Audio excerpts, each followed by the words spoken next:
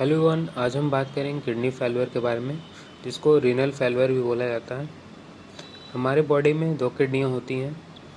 अगर एक काम करना बंद कर दे तो दूसरी किडनी फंक्शन करती है।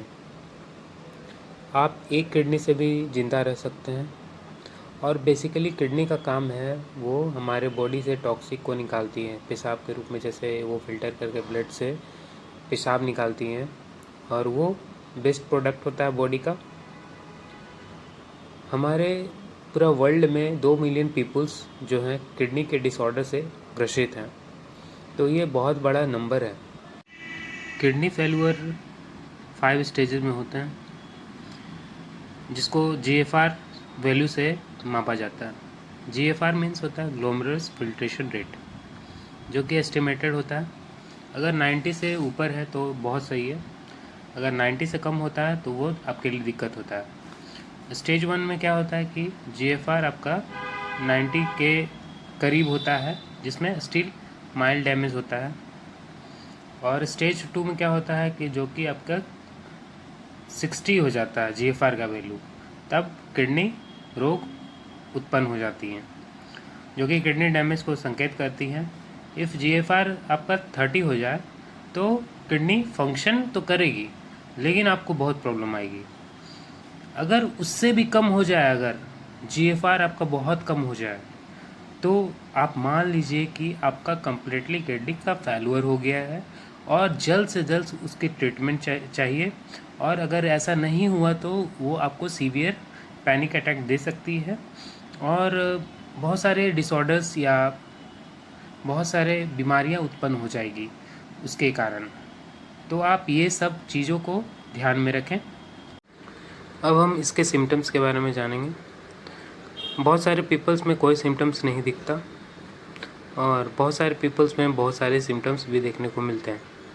तो पहला सिम्टम्स है एक्सट्रीम टायर्डनेस, जो कि थकान होती। किडनी से रिलेटेड है तो इसमें थकान भी रहेगी। दूसरी है नोसिया एंड वोमिटिंग्स, जो कि आपको बार बार चक्कर आएगी और वोमिटिंग की टेंडेंसी, उल्टी जैसी आपको फीलिंग होगी। तीसरा है कन्फ्यूज़न एंड ट्रबल कंसंट्रेटिंग, मतलब आपको कन्फ्यूज़न रहेगा, कोई भी चीज़ को लेकर आपको बहुत कन्फ्यूज़न रहेगा। ये इतना नंबर था कि इतना नंबर था, आप कंसंट्रेट नहीं कर पाएंगे, कोई भी चीज़ों को, बातों को आप कंसंट्रेट नहीं कर पाएंगे। और चौथा मोस्ट इम्पॉर्टेंट एडिमा, जिसको बोलते हैं स्वेलिंग बोलते हैं।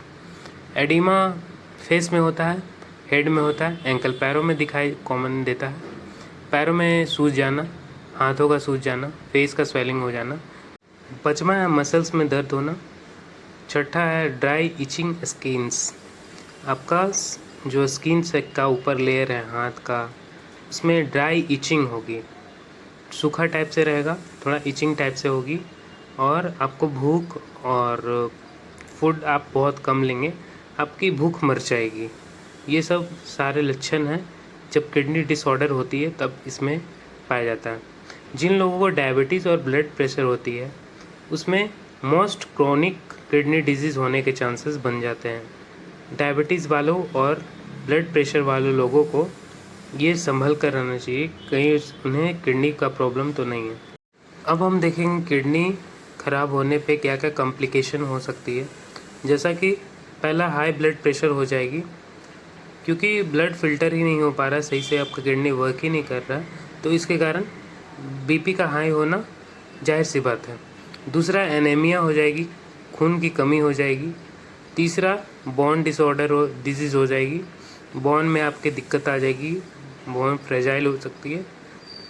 फ्लूइड अराउंड योर लंग्स, और एक सिम्टम्स देखा जाता है कि आपके लंग्स के अराउंड फ्लूइड भर जाती है, वो भी किडनी का वर्क नहीं होने से ये सब समस्या हो सकती है। अब हम बात करेंगे किडनी के टेस्ट के बारे में। आप कैसे पता कर सकते हैं। पहला है ब्लड टेस्ट के थ्रू, दूसरा है यूरिन टेस्ट, तीसरा है इमेजिंग टेस्ट। इमेजिंग टेस्ट में आपको वो किडनी के अल्ट्रासाउंड करते हैं, सीटी यूरोग्राम के थ्रू और एमआरआई, उससे आपके ब्लॉकेज के बारे में पता चल जाता है। और यूरिन टेस्ट से भी आपका किडनी में कितने प्रोटीन्स है, कितनी कंसंट्रेशन आ रही है, उससे आपका ये पता चल। अब इसके ट्रीटमेंट्स के बारे में जानेंगे। पहला है ACE, दूसरा है डाययूरेटिक्स, जो कि आपको एक्स्ट्रा फ्लूइड रिमूव करेंगे बॉडी से।